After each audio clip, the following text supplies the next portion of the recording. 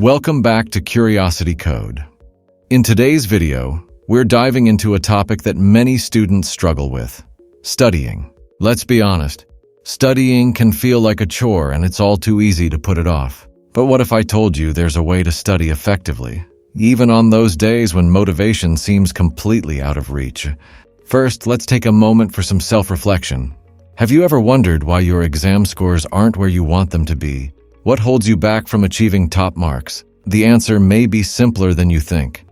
To excel in your exams, the key is to start studying. Perhaps your underwhelming performance stems from not putting in enough study time.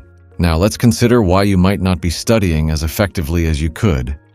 There are a couple of reasons. You might be pressed for time, or maybe you have the time but struggle with motivation or a lack of desire to study.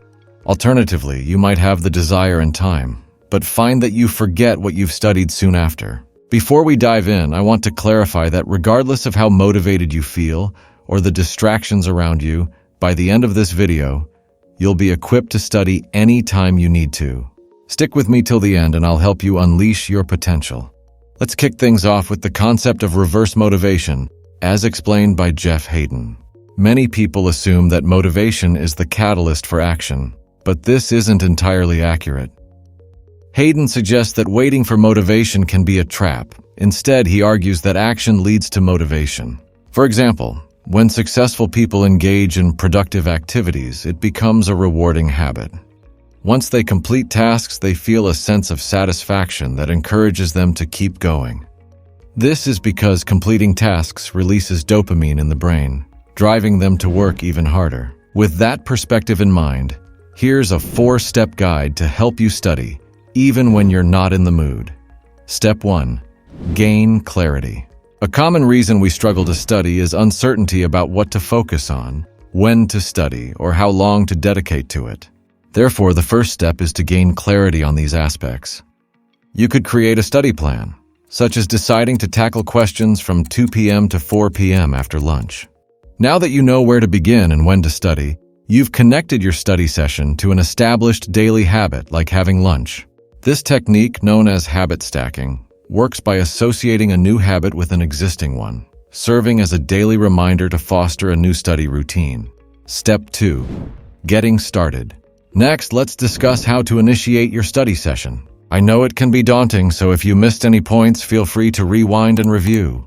Once you have clarity and a plan in place, you can leverage the reverse action process. Although it might not be as easy as it sounds, there are strategies to assist you.